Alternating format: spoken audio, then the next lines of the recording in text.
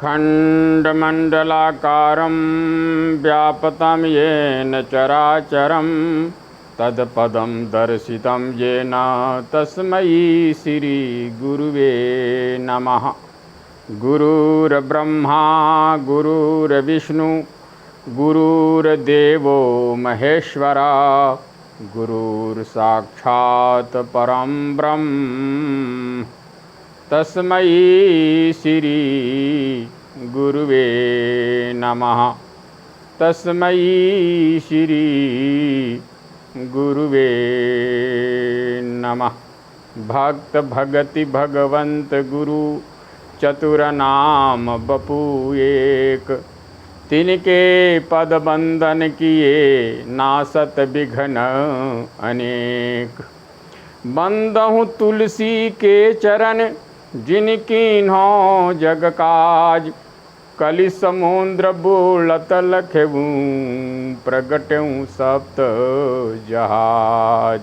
यह कलि काल मलायतन मन करि देखु विचार, श्री रघुनाथ नाम तजी नाहि नयान आधार।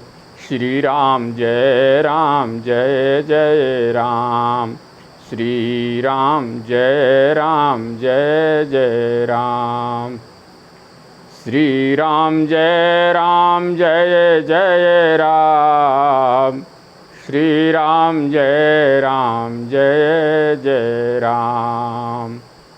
श्री गुरु पद नख मणि गान ज्योति, सुमिरत दिव्य दृष्टि हिय होती। श्री राम जय जय राम, श्री राम जय जय राम। बोलिए सच्चिदानंद भगवान की, श्री सद्गुरुदेव महाराज की, श्री हनुमान जी महाराज की, सभी संत समाज की, भक्त वत्सल भगवान की जय। बड़े सुंदर प्रश्न आपने कल भी पूछा था और आज आपने पूछा है कि गुरु को किस भाव से मानना चाहिए। देखिए,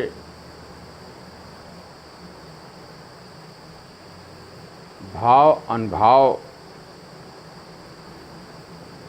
शिष्य के उन भावों पर निर्धारित करता है। वैसे अब बड़े प्रेम से आज भी सुन लीजिए, गुरु वह है जो शिष्य के मोह रूपी अंधकार को दूर करे। गुरु शब्दस्थ अंधकारोस्ति, रु शब्दस्थ निरोधकः, अंधकार निरोधिस्त्वात् गुरुरित्यभिधीयते। गुरु गीता का ये श्लोक है। सर्वेषामेव लोकानां यथा सूर्य प्रकाशकः गुरु प्रकाशकः तद्धिष्याणानां बुद्धि दानतः। पद्म पुराण भूमिखंड में वर्णन है। ऐसे समस्त ग्रंथ गुरु की महिमा का वर्णन करते हैं।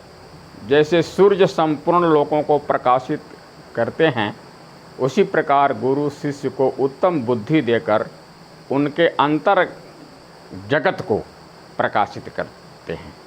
कैसे? जैसे महामोहतम पुंज जासु बचन रवि कर निकर। गुरु वही जो संत सेवावे, गुरु वही जो विपिन बसावे, गुरु वही जो हरि ही मिलावे, इन करनी बिन गुरु न कहावे। और ये जो कार्य करते हैं उन्हीं को गुरुर ब्रह्मा गुरुर्विष्णु गुरुर्देवो महेश्वरः गुरु साक्षात् परम ब्रह्म तस्मै श्री गुरुवे नमः। और ऐसा ज्ञान जिसको हो जाता है, भगवान ने अपने श्रीमुख से कहा है कि ऐसा जो आचार्य है, आचार्य माँ बिजानी तो आचार्य माँ बिजानियान दान मेत कहरचित न मतद्र बुद्धिया ने तो सर्वदेव मई गुरु। भगवान कहते हैं कि आचार्य को मेरा स्वरूप जानना चाहिए, उनका कभी भी अपमान नहीं करना चाहिए और न मनुष्य मानकर उनकी निंदा करना चाहिए, क्योंकि गुरु सर्वदेवमय हैं और जो आपने मान लिया है ऐसे सारे गुण जिसके अंदर में हैं उनके प्रति भाव रखे, वैसा ही भाव रखना चाहिए। गुरु हैं, उनमें आप गुरु को ही नर मानेंगे तो यह जो है आपको अच्छा सा नर वाला ही बुद्धि मिलेगी। भगवान को परमात्मा स्वरूप अगर मानेंगे तो आपको परमात्मा जनित बुद्धि का भाव मिलेगा, क्योंकि भाव अवश्य भगवान सुख निदान करुणा भवन, पूरा संसार भाव से उत्प्रोत है। गुरु विषय नर बुद्धि शिला सम गणे विष्णुतन चरणोदक जलजान मंत्र बदे बाणी सम महाप्रसाद अन्न साधु को जाति पिछाने ते नर नर कहीं जाहि वेद स्मृति बखाने। गुरु को मनुष्य माने और शालिग्राम भगवान जो पत्थर के हैं उनको भगवान को पत्थर माने, चरणोदक जो है उसको जल माने और जो मंत्र जो मिल जाते हैं उनको जो है वाणी और शब्द माने, महाप्रसाद प्रसाद को जो है अन्न माने और साधु की जाति पूछता फिरे। ऐसे मनुष्य जो नरक में जाते हैं ऐसा वेद और स्मृति बखान करती है। अग्र कहें या पाप घट अति मोटो दुर्घट विकट और पाप सब छूटे पे ए न मिटे हरि नाम रट। ये बहुत बड़ा पाप है। इस प्रकार से इस भावना से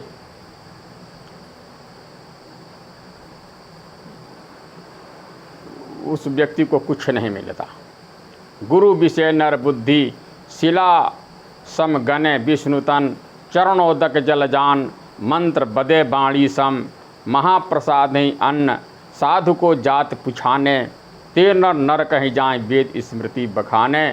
अग्र कहें यह पाप घट अति मोटो दुर्घट विकट और पाप सब छुटे पे ए न मिटे हरि नाम रट। ये हरिनाम प्रभु के नाम रटने के बावजूद भी ये पाप जल्दी मिटते नहीं हैं।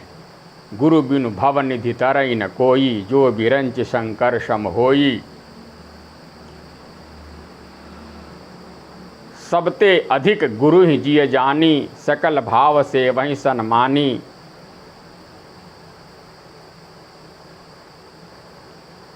यह इस भावना से भगवान जनित मान करके उनका जो सेवा करना चाहिए, जिसमें ये गुण हो पहले ही कहा जा चुका है। जो गुण हो इनमें इसमें अगर भाव हो जाता है उनको इस प्रकार से भाव रखना चाहिए। निष्प्रिय ही गुरु भजन परायण सो शिष्य पार उतारे। क्यों नारद ऋषि व्यास उचारे बुगड़त भवजल धारे। तस्मात् गुरु प्रपद्येन जिज्ञासु श्रेष्ठ उत्तमतः शब्द परे च विश्वासम ब्रह्मा युपुष्यमाश्रयम। भागवत।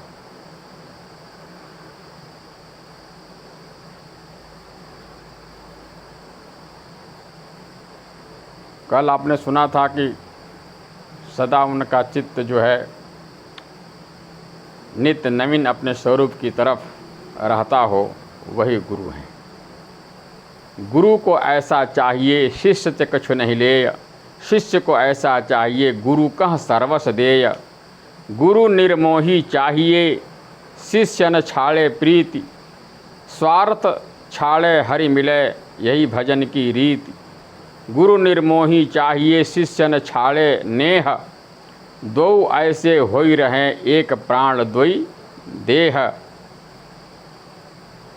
इस प्रकार से गुरु जी की महिमा का और गुरु से भाव और श्रद्धा भाव रखने का लक्षण का वर्णन किया गया है।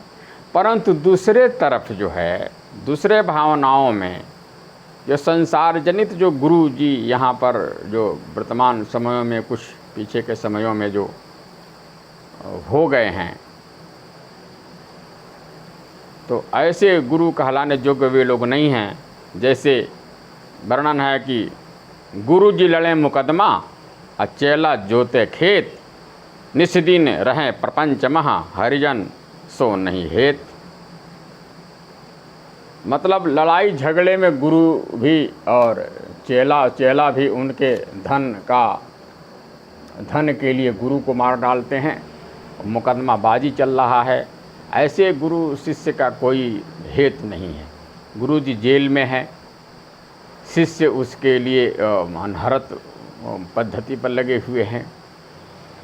गुरु होय कर शिष्य की आस, राम भजनते होय निराश। लोभी गुरु लालची चेला, घोर नरक में ठेलम ठेला। हरें शिष्य धन सो कन हरई, सो गुरु घोर नरक मह परई। ऐसे जो बनावटी अपने आप में बने जो लोग हैं गुरुजन, उनका आचरण इस प्रकार से। गुरु लोभी शिष्य लालची, दो देखें दाव। दो डूबे बापुरे चढ़ी पाथर को नाव। पत्थर की नाव पर चढ़ करके वह पार पाना चाहते हैं। दोनों स्वार्थ के मारे जो है आपस में जो है भाव बनाते हैं और दोनों जो है सागर में डूब जाते हैं। पत्थर का नाव जो है कभी चलती है। जिसके अंदर में आचरण नहीं है, गुणों का अपने जीवन में उतारा नहीं है, वह गुरु के शब्दों का कोई अर्थ और प्रभाव नहीं होता। देखिए, एक कहानी हमने सुनी है। एक गुरु जी के पास एक सेठ अपने बच्चे को लाया और कहा कि महाराज, ये बच्चा जो गुड़ बहुत ज़्यादा खाता है, तो अभी से इतना मीठा खाएगा तो आगे बीमारी होने की संभावना है, तो आप कृपा करके इसको जो है ऐसा उपदेश दीजिए कि मीठा खाना छोड़ दे। गुरु जी ने कहा कि अभी नहीं, इसको 1 महीना के बाद लाना, फिर मैं बताऊंगा। तो गुरु जी ने उपदेश इसीलिए नहीं दिया था कि गुरु जी स्वयं मीठा खाते थे, और गुरु जी ने उसी दिन से मीठा खाना छोड़ दिया। जब 1 महीना तक मीठा नहीं खाए, वो अपने आचरण में लाए, 1 महीने के बाद जब सेठ जी ने उस बच्चे को दोबारा लाते हैं, तो गुरु जी ने ये कहा कि बच्चा, तो आज से मीठा खाना छोड़ दो। बच्चे ने कहा कि ठीक है गुरु जी, जैसा आपने कहा वैसा मैं करूँगा। और इतना ही कहा और बच्चा मान गया। सेठ जी ने कहा कि गुरु जी, जब इतने शब्द आपको कहना था, 1 महीना पहले यही कह देते, बच्चा मान जाता। गुरु जी ने कहा कि सेठ जी, उस समय का शब्द असर नहीं करता इस बच्चे को, क्योंकि हम स्वयं गुड़ खाते थे, मीठा खाते थे। जो अब हमने 1 महीना से मीठा छोड़ दिया है, अब ये शब्द जो मैंने कहा, ये बच्चा तुरंत मान गया, असर हो गया। वो समझा कि जो है मीठा छोड़ने में जो है गुण है, ज़्यादा मीठा नहीं खाना चाहिए। तो जब तक आचरण जीवन में नहीं उतारा जाए, तब तक वो शब्द काम नहीं करते हैं। इसलिए जो कहो वह आचरण में उतरा हुआ हो, यह गुरु का जो है लक्षण है। और ये नहीं कि अपने सिद्धि पाने के लिए, झूठी जो है लोग जस कृति कमाने के लिए हमने बड़ा आडंबर, दंभ, पाखंड का आश्रय ले लिया जिसके द्वारा सारी दुनिया कैसे झुके, ऐसा पाखंड बना लिया। तो इसके जरिए जो है एक दृष्टांत शास्त्रों में वर्णन किया गया है कि एक आश्रम था और उसमें जो है गुरुदेव शिष्यों के यहाँ जाते आते थे। शिष्य गुरु के पास आवे, गुरु शिष्यों के पास क्यों जाए? अपने आप। लेकिन वो जाते थे तो उससे क्या हुआ, एक दिन की बात है कि पहले ये घोड़ा और वो घोड़ा वगैरह जो है चढ़ के लोग जाते थे। पहले ये गाड़ियाँ नहीं थी, तो क्या था कि वो कभी कभी बातों में अपने शिष्यों पर फटकारते रहते थे। झगड़ा हो जाता था कभी काल छोटी छोटी बातों पर। जैसे एक दिन गुरु शिष्य जो तिलक लगा के नहीं आया, गुरुजी बहुत डांटे कि तूने तिलक लगाया नहीं। अब चलो एक बार कह देते अच्छी बात है, लेकिन बार बार उसी पर डांटने लगते थे। एक दिन गुरुजी स्वयं तिलक लगा के नहीं बैठे थे, तो शिष्य ने कहा कि गुरुजी आज आपने भी शिष्य वो जो है तिलक नहीं लगाए। गुरुजी ने शिष्य की बात मान लेनी चाहिए कि हाँ भाई ये तो आज हम भी भूल हो गई, ऐसे कहना चाहिए था। लेकिन ऐसा ना कह करके गुरुजी ने ये कहा कि क्या पता तुम गुरु को भी उसी दृष्टि से समझ रहे हो, गुरुजी न जाने किस ख्याल में खेल रहे हैं, तेरे को क्या पता। तो यही उन्होंने तो अपने को छिपाव किया, लेकिन इस शब्द को शिष्यों ने स्वीकार कर लिया। अब गुरुजी जो भी करे शिष्य कुछ कहे ही नहीं। बस क्या हुआ, एक दिन की बात है कि अपने सेवकाना में जाना था, तो गुरुजी ने कहा कि घोड़े को लगाम वगैरह सब जीन कस दो। शिष्य ने कस दिया, लेकिन कसते समय वो जीन जो है, जो ऊपर का जो बैठक जो होता है, वो उसकी रस्सी जो ढीली पड़ गई, अच्छी तरीके से कस नहीं पाया, ढीला हो गया।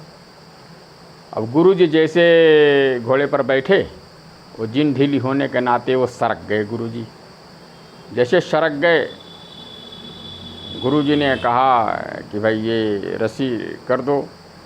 लेकिन वो शिष्य कहते हैं कि पता नहीं गुरुजी कौन से ख्याल में खेल रहे हैं। वो धीरे धीरे गुरुजी सरकते चले गए नीचे, यहाँ तक कि उल्टे हो गए। पाँव तो कसा हुआ था घोड़ी में। गुरु शिष्य कहते हैं कि ना जाने गुरुजी किस ख्याल में खेल रहे हैं, बताओ। रास्ते के राहगीरों ने देखा, वो बचाने के लिए आए कि कम से कम बचा लो।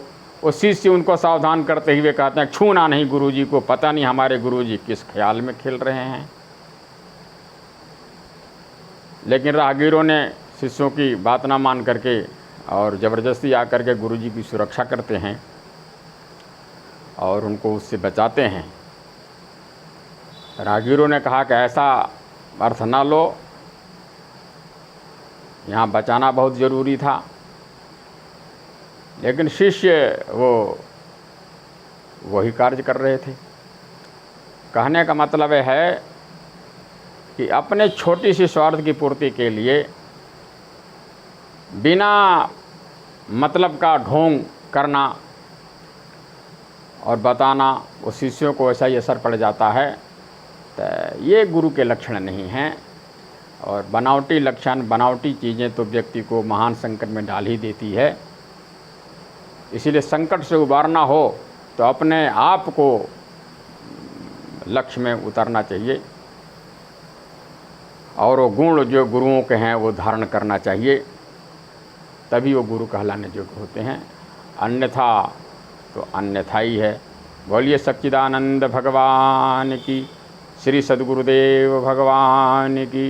2 बार प्रभु का नाम लीजिए। श्री राम जय जय राम, श्री राम जय जय राम, श्री राम जय जय राम, श्री राम जय जय राम। इसके आगे का प्रसंग कल सुनाया जाएगा।